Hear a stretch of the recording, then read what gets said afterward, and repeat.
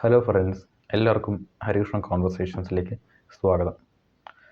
ഞാനിപ്പോൾ പറയാൻ പോകുന്നത് നമ്മുടെ മലയാള സിനിമയിലെ എക്കാലത്തെയും സൂപ്പർ ഹിറ്റ് മാസ് മൂവിയാണ് നരസിംഹം. ആ സിനിമ കാണാത്തവരായിട്ട് കേരളത്തിൽ ആരുമില്ല. അതിൽ ഇന്ദുചൂടനാണെങ്കിലും മറ്റ് കഥാപാത്രങ്ങളാണെങ്കിലും എല്ലാവർക്കും വളരെ ഇഷ്ടമാണ്. പക്ഷെ നമ്മൾ ആ സിനിമ കുറേ കൂടെ ഒബ്സർവ് ചെയ്ത് കാണുവാണെങ്കിൽ അതിൽ ഇന്ദുചൂടൻ എന്ന് പറയുന്ന ആൾ ഒരു പരാജിതനാണ്.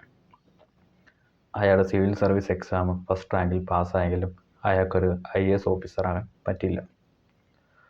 അയാൾ ചെയ്യാത്തൊരു കുറ്റത്തിന് അയാൾ ജയിലിലും കിടന്നിട്ടുണ്ട്. സ്വന്തം അച്ഛൻ്റെ സ്നേഹം പോലും അയാൾക്ക് കിട്ടിയിട്ടില്ല. ആകെ ഉണ്ടായിരുന്ന ഒരു പെങ്ങളെ വില്ലൻ കഴുത്ത് നെരിച്ച് കൊന്നുകളഞ്ഞു. പിന്നെ ആ സിനിമയിലെ വില്ലൻ പോലും ഇന്ദുചൂടനെ പരാജയപ്പെടുത്തി കളഞ്ഞു. ആ സിനിമയുടെ തുടക്കത്തിൽ വില്ലൻ സ്വന്തം അച്ഛൻ്റെ ചിതാഭസ്മമായിട്ട് ആ പുഴയെ വരുമ്പം ഇന്ദുചൂടൻ കളിയാക്കി പറഞ്ഞു വിടും. പക്ഷെ അവിടെ വെച്ച് ആ വില്ലൻ ഇന്ദുചൂടനോട് പറയും, നിനക്കുണ്ടല്ലോ ഒരാൾ, ഒരു നാൾ ഇത് അയാൾക്കും സംഭവിക്കും.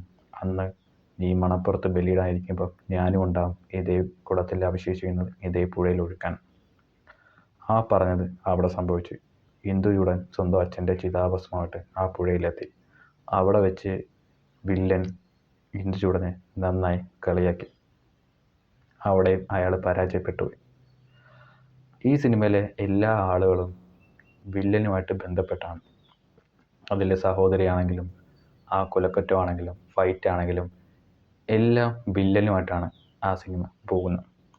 മൊത്തത്തിൽ ഇന്ദുചൂടൻ എന്ന് പറഞ്ഞ ആൾ മാസാണെങ്കിലും അയാൾ ഒരു പരാജിതനാണ്. ഈ സിനിമ നന്നായിട്ട് കാണുന്ന ആളുകൾക്ക് മനസ്സിലായിട്ടുണ്ടായിരിക്കാം ഞാൻ പറഞ്ഞു തന്നെയാണ് കാര്യം. അപ്പോൾ ഇനി കാണുമ്പം ഒന്നും കൂടെ നന്നായി ആ സിനിമ ശ്രദ്ധിക്കാൻ നോക്കാം.